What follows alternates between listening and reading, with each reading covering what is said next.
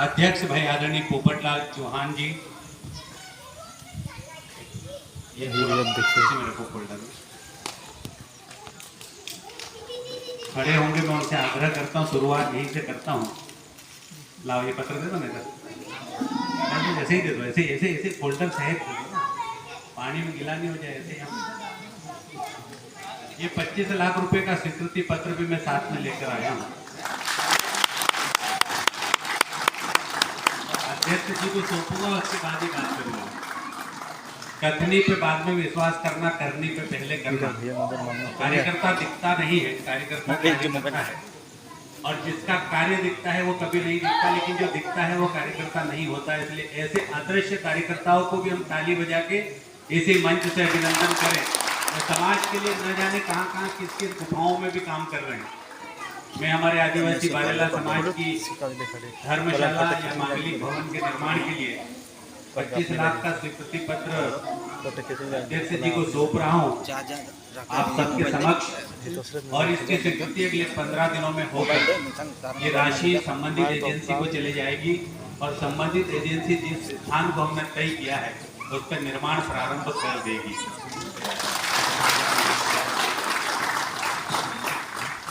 Mobile लेके बड़वानी जिले के अंतर्गत जनप्रतिनिधियों और जनता की मांग और आदिवासी बारेला समाज की मांगलिक भवन के निर्माण कार्य को दृष्टिगत रखते हुए राज्यसभा सांसद क्षेत्र विकास निधि से निम्नानुसार राशि की स्वीकृति करता हूं। सामुदायिक भवन का निर्माण वार्ड क्रमांक 9 जय स्तंभ वार्ड, पुराना वार्ड, सेगांव कहलाता है। धोबड़िया तालाब के पास ये स्थान है। अनुमानित लागत इसकी 25 लाख रुपए लिखी है और एजेंसी जो है वो नगर पालिका परिषद बड़वानी रहेगी, क्योंकि परिषद के अध्यक्ष भी हमारी बारेला समाज की बहन अश्विनी है, यहाँ पर मौजूद है वो। अध्यक्ष जी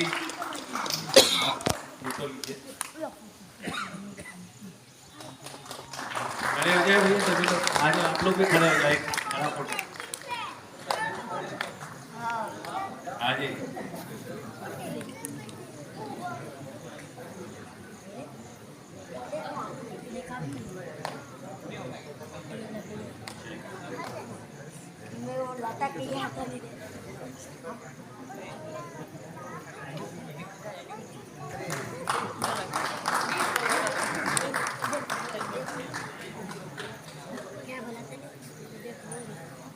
कार्यकारी अध्यक्ष आदरणीय रविंद्र बर्डे जी, सचिव वीरजी यादव जी, कोषाध्यक्ष श्री रवि सत्या जी, उपाध्यक्ष भाई श्री विक्रम चौहान जी, विष्णु बंडे जी, दिनेश खरते जी, डॉक्टर प्रिया यादव जी, सह सचिव श्री चेतन पटेल जी, काशीराम सस्ते जी, नकुल खरते जी, राजेंद्र बामनिया जी, एस जमरे जी, विधिक सेवा प्रभारी आदरणीय टीएस डोडवे जी, संदीप सुलिया जी, गंगाराम सिंगोरिया जी।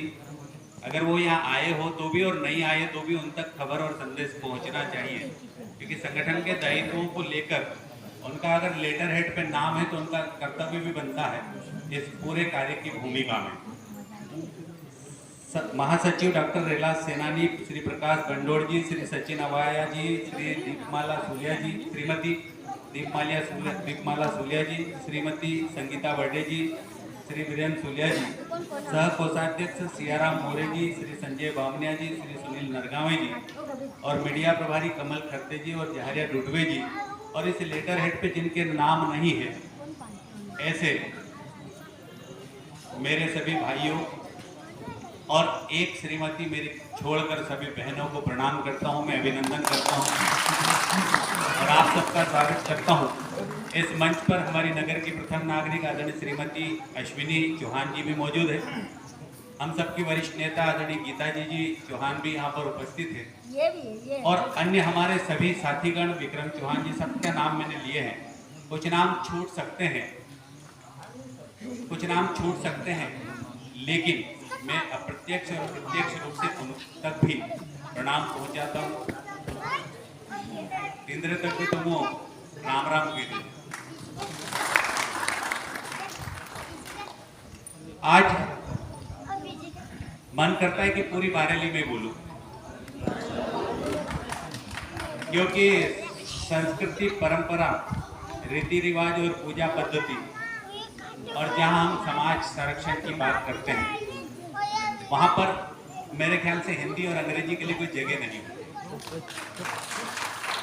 हम लोग कहते हैं कि हमारे बेटा और बेटी जो शहरों में पढ़ रहे हैं, जो इंग्लिश मीडियम में पढ़ रहे हैं, उनको हम बारेली सिखाएं, उनको बारेली आना चाहिए। उनकी बारेली को लेकर बार बार प्रश्न चिन्ह खड़ा होता है।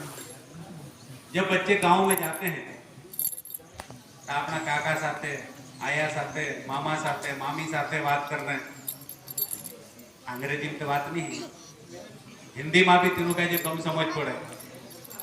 और उधर वाले जो बोलते हमारा गांव में रोहनिया, हमारा भाई बेटा जो बोले, वो हमारे बच्चों को समझने में दिक्कत होती है। और वो भाषा और वो सम्मान की कमी के कारण जुड़ना बड़ा मुश्किल हो जाता अपनी जड़ों से। और अपनी जड़ों से अगर जुड़ना है तो भाषा बहुत बड़ी माध्यम होती है, बोली बहुत बड़ा माध्यम होती है। और मैं आपको बताना चाहूँगा कि बोली को बचाने के लिए कोई किताब नहीं लिखी जा सकती है। भाषा को बचाने के लिए किताबें लिखी जा सकती है, उसकी वर्णमाला है, उसकी व्याकरण है, लेकिन बोली का कोई व्याकरण नहीं है। बोली को सिर्फ बोल के बचाया जा सकता है। इसलिए मेरे भाई और बहनों, निरंतर शाश्वत आप अमेरिका पहुंच जाए या इंग्लैंड पहुंचे या दिल्ली पहुंच जाए या बॉम्बे पहुंच जाए, पर अपनी बारली काजे गुण भूलता है नहीं। मैं तुम गीते भी गाओ, नाचो भी, वाच भी करजो और भूलजो भी, और एक दूसरा काजे प्रणाम भी कर। ये एक चिंतन का विषय है। ये चिंतन के विषय को लेकर हम सबको काम करना चाहिए। इस काम को हम निरंतर आगे बढ़ाएं। आमरा पूजा, आमरी पिया, आमरी घांगली, आमरा ढोले, आमरा ढाकड़ा, आमरी घांगली, आमरो वाजो, आमरो नाचना, आमरो गीत, आमू का जी नहीं भूलना है। कतरा भी मोटा बन जाए जो दिक्कत नहीं है। कारपोरेट जगत के बड़े से बड़े उद्योगपति बन जाना, बड़े से बड़े नेता बन जाना, बड़े से बड़े अफसर बन जाना, पर अपनी भाषा, अपनी बोली, अपना रीति रिवाज गुण बोलता ये आज गांठनी बांध ली जाजो। और एना मध्य प्रदेश में 13 जिला में हमारा आदिवासी बारला समाजन मानसे रोए, तीनों सब तक ये बात जरूर पुगाड़ दीजिए। समाज के आज के चिंतन का विषय ये भी है। दूसरी बात, बारेला समाज के इतिहास को लेकर जो सर्च हुआ है, जो रिसर्च किया है मैंने, वो मैं बताना बहुत जरूरी इसलिए समझता हूं कि शायद बारेला समाज अपनी जड़ों से कितना दूर और कितना पास है, ये भी चिंतन का विषय है। मैं हिंदी में इसलिए बोल रहा हूं कि बारेली में शब्दकोश की कमी होती है, कुछ बातें हिंदी में लाना पड़ती है। क्योंकि बारेली शब्दकोश जब हम लिखते हैं तो कभी कभी एक ही शब्द 2 अर्थ लेकर आता है। हरा बारेली में कोई शब्द नहीं है, उसमें ब्लू को भी नीला बोला जाता है और हरे को भी नीला ही बोला जाता है। जब मैं अनुवाद कर रहा था तो मुझे दिक्कत आई, तब मुझे समझ में आया कि ऐसे अनेक शब्द हैं जिसका शब्दकोश हमारे पास नहीं है, इसलिए मैं हिंदी शब्द का इस्तेमाल करूंगा। हम लोग कहते हैं कि बारेला आखिर क्या है, बारेला आया कहां से, बारेला की उत्पत्ति कैसे हुई, बारेला समाज की रीति रिवाज, परंपरा, इसको लेकर निरंतर बातें होती रही है। और एक डॉक्यूमेंट्री फिल्म बनी है और उस फिल्म का डायरेक्टर भी मैं हूं, वो दूरदर्शन पे भी चल चुकी है और डिस्कवरी चैनल पर भी चली है। आज से 10 साल पहले का रिसर्च बता रहा हूं, उसको बार बार फिजिकल वेरिफिकेशन किया मैंने, भौतिक सत्यापन किया और सही पाया। हमारे सबके बुजुर्ग ये कह के गए, हमारे पुरखे ये बोल के गए कि हम पार से आए थे, हम राजस्थान से आए थे। इसके अलावा कोई ये नहीं कहता कि हम महाराष्ट्र से आए थे, कोई ये नहीं कहता कि हम गुजरात से आए थे, कोई ये नहीं कहता कि हम छत्तीसगढ़ से आए थे। इसका मतलब ये सिद्ध होता है कि हम पार से आए थे। और पार से आने वाले लोगों का रेला, पारेला, पारला, और पार से आने वाले लोगों का एक समूह बाद में पारला पारला बारला हो गया, ऐसा एक तर्क है। ये दूसरा तर्क भी इसका है। दूसरा तर्क यह है कि बाहर से आने वाले लोगों का रेला, तो जो लोग बाहर से आकर यहां बड़वानी की धरा पर बसे, उनको बाहर से आने वाले लोगों को रेला नाम दिया और उसका नाम दिया बारेला। बाहर से आने वाले लोगों का रेला, बाहर रेला और बारेला, ये दूसरा तर्क है। कौन सा तर्क आप मानोगे और चौथा तर्क भी आपका हो सकता है, इसके लिए आप फ्रीडम है और चिंतन करने की जरूरत है, ये इतिहास से जुड़ा हुआ विषय है। तीसरा शब्द कि बाहर से आए हुए लोग, पार से आए हुए लोग, पारला या बाहर रेला, जो यहाँ आकर पहाड़ियों के बीच में बस गया, पारे में बस गया, सतपुड़ा की घाटियों में बस गया, बारा में रही रहा, खाड़ा में रही रहा, खुदरी में रही रहा, बोयड़ा पर रही रहा, नंदी में रही रहा, परचे बारा में रहीतला, हेरन करीन इंद्रनाव बारा में रोवण्या बारला। ये तीसरा तर्क इसका दिया गया। इन तीनों तर्कों को अगर हम मिला के देखेंगे तो लास्ट में इसका रिजल्ट निकल के आता है। इसलिए निकल के आता है क्योंकि मैंने मध्य प्रदेश के 13 जिलों के बारेला समाज के भाई और बहनों से प्रत्यक्ष जाकर मिला हूं, और जो भी मुझे बारेला मिलता मध्य प्रदेश में भी पिछले 4 सालों में जब से मैं सांसद बना हूं, तब से हर बारेला समाज के घर गया और गुना का दौरा मैंने किया, शिवपुरी का किया, अशोकनगर का किया, रायसेन का किया, सीहोर का किया, बागली का किया, खंडवा बुरहानपुर का किया, खरगोन का, बड़वानी का। लेकिन मुझे ये बात अंततः सत्य तब लगी कि जितने भी लोग मध्य प्रदेश के बाहर गए हुए वहां रहते हैं, उनके पूरे के पूरे पूर्वज बड़वानी जिले से ही गए हैं। इसका मतलब बड़वानी से ही बारेला समाज की खदान है, कहीं और से बारेला समाज की खदान नहीं है। ये प्रमाणित होता है, अखबार में एक दिन छापा भी, और इसके अलावा कोई नया तथ्य निकल कर आता है तो हम जोड़ सकते हैं। जो राजस्थान से निकलकर मध्य प्रदेश में आया वो तो बारेला हो गया, और जो बारेला यहां से जाकर पावर रह गया वो पावरा हो गया, ऐसा लोग बोलते हैं। और जो राजस्थान से मध्य प्रदेश नहीं आते हुए गुजरात चले गया वो राठवा हो गया। बारेला, पावरा और राठवा भील उपजातियों में से ये निकली हुई, भील जाति में से निकली हुई उपजातियां हैं। तमाम ऐसी बातें हैं, और मुझे ये लगता है कि बड़वानी ही है बारेला समाज की खदान, जहाँ से बारेला समाज के हर व्यक्ति निकला है, चाहे सूलिया है, जमरिया है, चंगड़िया है, डावरिया है कि सस्तिया है, क्यों कोई भी हो, पर उसकी खदान बड़वानी है। और बड़वानी में बारेला समाज जो रहता है वो पूरे मध्य प्रदेश के बारेला समाज की लीडरशिप करता है, नेतृत्व करता है, और यहीं से वो विषय जाता है धार में भी, यहीं से वो विषय जाता है अपने गुना में भी, शिवपुरी में भी, सीहोर में भी, रायसेन में भी, और बुरहानपुर खंडवा में भी, और तमाम जगह बारेला समाज के लोग गए। आप यहाँ जितने लोग बैठे, जब भी प्रवास करेंगे, जब भी यात्रा करेंगे, उन लोगों से आप चर्चा करेंगे तो ये बात प्रमाणित हो जाएगी कि हमारा डायडया वड़वाणी दखावला या हमारे डहा वड़वाणी गथावला, ये पक्के में बोलेंगे वो। एक बात तो ये हो गई। दूसरी बात ये है कि इस पूरे के पूरे समाज को, इस पूरे के पूरे समाज को हमको जोड़ने की जरूरत है, क्योंकि इसकी जो संख्या है वो करोड़ों में है। धार जिले में एक भी बारेला सर्टिफिकेट जारी नहीं होता है। कोई हो तो बता सकता, किसी की जानकारी में हो तो बता दे मुझे। अलीराजपुर में एक भी बारेला समाज का सर्टिफिकेट जारी नहीं होता, उपजाति बारेला उसमें लिखा ही नहीं जाता। हम दही में रिश्तेदारी भले करते हैं, लेकिन दही में जो रिश्तेदारी कर रहे हैं उनके सर्टिफिकेट में भी भिलाला लिखा हुआ है। हाँ पक्का, ये तो रिसर्च का विषय। अलीराजपुर में भी हमारे जो बारेला है उनके नाम के सामने भिलाला लिखा हुआ है। इसका मतलब जो नामकरण बारेला का हुआ, बाहर से आने वाले लोगों का रेला पारला, वो नामकरण यहाँ सिद्ध होता है। ऐसा मुझे लगता है, ये मेरा प्रमाणित तथ्य नहीं है, पर इस दिशा में आपको चिंतन करने के लिए मैंने आगे बढ़ाया है। और एक बात और बता देता हूँ कि जितने बारेला मध्य प्रदेश के अंदर है और जितने बारेला मध्य प्रदेश से बाहर गए हैं, वो सब की खदान अगर जोड़ेंगे आप तो बड़वानी निकलती है। और बड़वानी में संख्या बढ़ने से इसका माइग्रेशन होना आज भी जारी है, और इसके माइग्रेशन को हम निरंतर रोक पाएंगे ऐसा नहीं कह सकते, लेकिन ये माइग्रेशन कंटिन्यू जारी रहेगा। कुछ बारेला मुंबई भी चले गए, कुछ दिल्ली चले गए, कुछ सर्विस के लिए कहीं और चले गए, पर ये चिंता का विषय, ये इतिहास आप सबके सामने रखा। जहां तक भवन के लिए ये मीटिंग रखी गई है, ये सबके चिंतन के लिए विषय छोड़ रहा हूं मैं इसको प्रमाणित नहीं बोल रहा हूं, मैं अपनी तरफ से कोई थोप नहीं रहा हूं विषय। दूसरा ये है कि पूरे मध्य प्रदेश के अंदर, मैं इसलिए बताना जरूरी समझता हूं कि पूरे मध्य प्रदेश के अंदर एकमात्र आदिवासी राज्यसभा का सांसद आपका ये भाई है जो बारेला समाज से है, एकमात्र। और ये मैं इसलिए रेखांकित करना चाहूँगा। और दूसरी बात ये है कि राज्यसभा का सांसद का जो पद होता है वो आरक्षित नहीं होता है, ये सामान्य सीट होती है। ये भी मैं अपने भाइयों और बहनों की जानकारी के लिए बोल रहा हूँ, ये आरक्षित सीट नहीं है, ये सामान्य सीट है।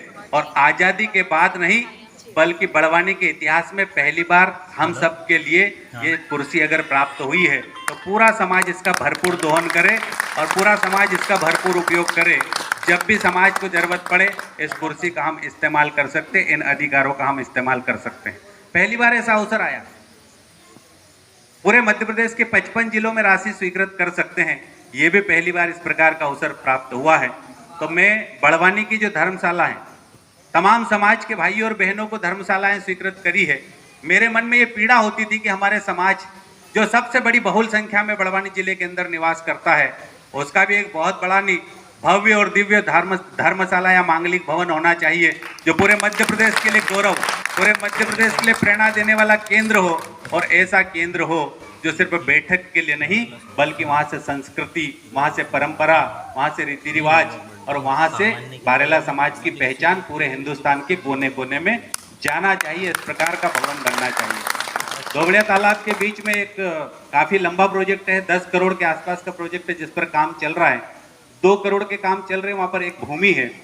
और मैंने ये कहा था समिति के भाइयों और बहनों से कि जब समाज जिले के अंदर बहुल संख्या में होता है और सांसद निधि अगर उसमें हम शामिल करते हैं एज पर रूल, तो समाज जहां उंगली रखेगा भवन वहीं बनेगा। समाज जहां उंगली रखेगा भवन वहीं बनेगा। लेकिन ये भवन सांसद निधि का मैं नहीं मानता हूं कि यह सांसद निधि का है। एक माध्यम के द्वारा 25 लाख स्वीकृत हुए हैं, लेकिन अगले साल इसी तारीख को, आज क्या तारीख है 8, अगले साल इसी तारीख को 25 लाख रुपए और स्वीकृत करूंगा।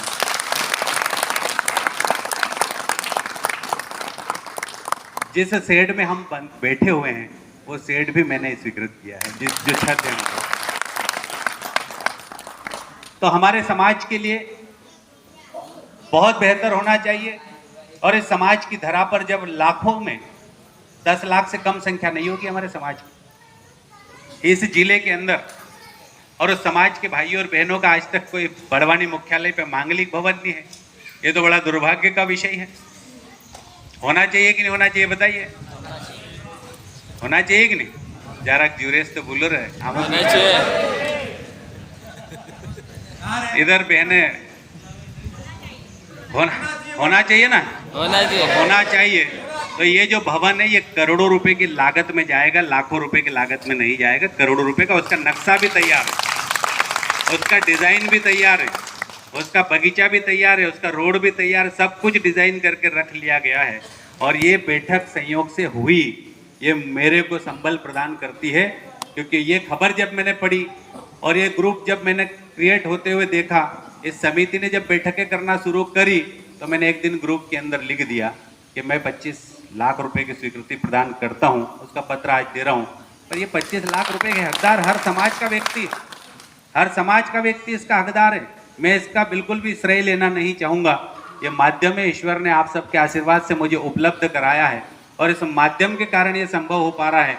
और शायद ये माध्यम इसी धर्मशाला के निर्माण के लिए मुझे मिला हो, शायद ये सौभाग्य मुझे इसी धर्मशाला के निर्माण के लिए मिला हो और आप सबके सहयोग से मिला हो, तो इसको भी हम अतिशयोक्ति नहीं कह सकते हैं। दूसरी बात कि ये जो भवन है सिर्फ भवन नहीं रहेगा, ये आस्था का केंद्र रहेगा, ये श्रद्धा का केंद्र रहेगा, ये समाज का गौरव रहेगा, ये समाज का प्रतीक रहेगा। ये समाज के हर भाई और बहनों को छत उपलब्ध कराने के लिए नहीं बल्कि उस भवन के अंदर बैठकर गौरवान्वित महसूस करने का अवसर प्रदान करने वाला स्थान रहेगा। इसलिए मैं आप सबसे आग्रह करता हूँ, इस जिले के अंदर 10 लाख से अधिक हमारे आदिवासी बारेला समाज के बंधु रहते हैं, भाई और बहन रहते हैं। सबसे आग्रह करता हूँ जिससे जो बने वो 1 बोरी ईंट, 1 बोरी रेत, 1 बोरी गिट्टी और जितना पैसा जेब में है वो सब देने की अगर जरूरत पड़ती है तो समाज किसी के सामने हाथ फैलाने की स्थिति में नहीं है। समाज अपने दम पे ये भवन खड़ा कर सकता है, समाज अपने दम पे ये भवन खड़ा कर सकता है। कर सकता है कि नहीं? हाथ खड़े करके बताइए भाई, कर सकता ना? तो हम सब मिलकर संघर्ष करेंगे, करोड़ों रुपए के भवन को हम अगले 2 सालों के अंदर आकार देंगे और उसका भव्य लोकार्पण हमारे बुजुर्गों से करवाएंगे, किसी नेता वेता से नहीं कराएंगे, तो समाज के प्रमुख लोगों से कराएंगे, पटेल और पुजारा से कराएंगे, गांव डाहला से कराएंगे। क्या जरूरत है बताइए ना। ये हमारे समाज की परंपरा, हमारे समाज की रीति रिवाज, हमारे समाज के फोटोग्राफ सब इस भवन के अंदर होना चाहिए। ये केंद्र, ये भवन हमारे संस्कारों का भवन होगा, हमारी पहचान का भवन होगा, हमारी संस्कृति का भवन होगा, हमारी रीति रिवाज और पद्धति का भवन होगा, हमारे तीज और त्योहारों का भवन होगा, ये हमारी समस्याओं का समाधान करने वाला भवन होगा। इसके अंदर बैठ के जो चिंतन करेंगे, इसके अंदर बैठकर जो चिरकाल तक के लिए योजना बनाएंगे, वो योजना इस जिले के 600 गांवों की धरातल पर उतारने का काम अगर करेंगे तो यहाँ बैठे हुए हमारे समाज के भाई और बहनों के माध्यम से होगी। एक और बात बताना चाहता हूँ, जब भी किसी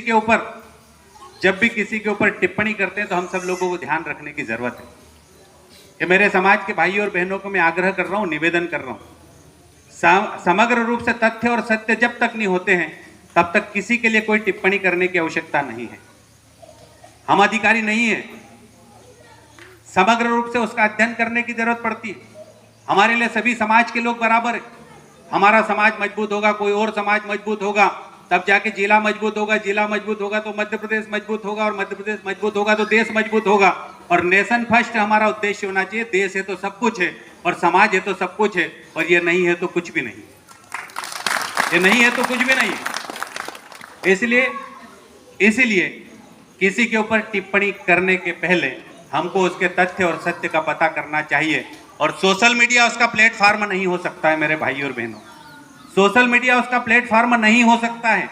समाज के किसी भाई के ऊपर टिप्पणी करना है तो सोशल मीडिया उसका प्लेटफॉर्म कतई नहीं हो सकता है। समाज का कोई भाई अगर गलत रास्ते पे चल रहा है तो उसके घर 4 लोग जाके उससे प्रेम पूर्वक बैठ के उससे बात करके उसको सही रास्ता दिखाएं, ये प्लेटफॉर्म सही होता है। हमारे समाज के अंदर की लड़ाई, हमारे समाज के अंदर की गलत टिप्पणियां दुनिया को दिखाने के लिए नहीं होती है, दुनिया के लोगों के सामने रखने के लिए नहीं होती है। कई बार मैंने टिप्पणियां देखी है, सोशल मीडिया को कंटिन्यू चेक करता हूं, मेरी टीम भी चेक करती है, और मुझे गर्व है कि मैं बारेला समाज से हूं, और बारेला समाज के मेरे भाई और बहनों ने एकत्रित होकर किन्हीं विषयों पर यहाँ चिंतन करने का अवसर मुझे दिया है। पूरे प्लेटफॉर्म पे बैठे हुए हमारे जितने भी सामाजिक कार्यकर्ता है, ये दायित्ववान कार्यकर्ता, इधर बैठा हुआ कोई महान व्यक्ति नहीं है। मैं आपको बता देता हूँ, जब इधर बैठे हुए व्यक्ति के पास जिम्मेदारी होती है तो इधर बैठता है, और इधर वाले जिम्मेदारी से मुक्त हो जाते हैं तो इधर वाले इधर बैठ जाते हैं, इधर वाले इधर बैठ जाते हैं। इसलिए हम सब एक है, हम सब बराबर है, हमका सबका पद एक है, हम सब समान रूप से है। इसलिए कोई बड़ा नहीं और कोई छोटा नहीं, इस व्यवस्था को हमको समझना होगा।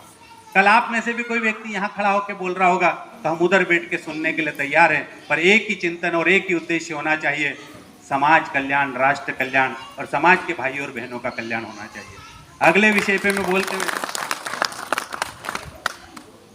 अगले कुछ बातें और कहना चाहता हूँ, 2-3। मैंने कहा था कि भवन निर्माण उद्देश्य नहीं, भवन तो बन ही जाएगा। भवन बनाने के लिए हम सब लोग लगे हैं, और जितनी घोषणाएं हुई है उन घोषणाओं के अलावा भी हमारे भाई और बहनों ने, अगर कोई दूर दूर रहता है, शासकीय सेवा में रहता है, सरपंच है, जनपद सदस्य है, जिला पंचायत सदस्य है, जिला पंचायत अध्यक्ष है, हमारे पूर्व विधायक है, हमारे वर्तमान विधायक है, और हमारे तमाम ऐसे अधिकारी और कर्मचारी है जो अपनी श्रद्धा के साथ इस समाज के भवन में अपना योगदान दे सकते हैं। मैं फिर एक बार आखिरी बात कहता हूं भवन को लेकर। मैं सब दूर जहां भी जाता हूं मुझे घोषणा करने के लिए बोलते हैं, राशि में तत्काल स्वीकृत करके देता हूं, पर मैं यहाँ एक बात जरूर कहता हूं कि ये भवन ईंट और मिट्टी और रेत और गिट्टी का नहीं है। इस भवन के अंदर सबकी आस्था जुड़ना चाहिए, और आस्था को जोड़ने के लिए सांसद निधि पर्याप्त नहीं होती है। सांसद निधि के और सरकारी भवनों के प्रति हमारी आस्था भी नहीं होती है। चाहे सड़क 100 करोड़ की बना दो, पर उस सड़क को लेकर हमारी आस्था नहीं होती है। लेकिन 100 रुपए की टाइल्स अगर घर में लगा दे और बच्चा उसको फोड़ देता है, तब हमको पीड़ा होती है। तो हर भारतवासी को, हर समाजवासियों को जब पीड़ा होने लगे तो समझ लेना ये आस्था का केंद्र है। समझ लेना इस भवन से सबका दिल जुड़ा हुआ है, समझ लेना इस भवन से सबका मन जुड़ा हुआ है। तो मैं चाहता हूं कि मध्य प्रदेश के इस बड़वानी जिले के अंदर बारेला समाज का जो भवन बने, उस भवन के प्रति सबकी आस्था और सबकी श्रद्धा जोड़ने के लिए हम एक अभियान चलाएंगे। और ये अभियान ऐसा अभियान होगा जिसके मन में जो श्रद्धा होगी, जिसके मन में जो आस्था होगी, वो आस्था स्वरूप को 10 रुपए दे या 5 रुपए दे या 1 रुपया दे या 1 ईंट दे या 1 गिट्टी का या 1 सीमेंट की बोरी दे दे, तो हमको लेना चाहिए और उसका नाम लिखना चाहिए और उसका नाम लिखकर एक दस्तावेज में प्रिंट करा के रखना चाहिए। एक ईंट भी अगर मिलती है किसी से तो उसका नाम भी उसमें जोड़ना चाहिए। इससे समाज मजबूत होता है मेरे भाई और बहनों, इसी से समाज आगे बढ़ता है। हम कहते हैं कि 400 रुपए देने वाले, 500 रुपए देने वाले 400 लोग हैं। मेरा तो ये कहना पड़ता कि 1 रुपया भी अगर किसी ने दिया है तो अपने परिश्रम का दिया है, और जिसने सबसे कम राशि दी उसकी राशि को आप कतई आके नहीं, उसकी श्रद्धा और उसकी आस्था उस धर्मशाला या उस समाज के भवन को लेकर कितनी है उसको हमको प्रणाम करना चाहिए, उसको हमको राम राम करना चाहिए, उसको ही हम आगे बढ़ाएं। ये बात हम सबके बीच में लाना बहुत जरूरी है। अंतिम बात मैं कहूंगा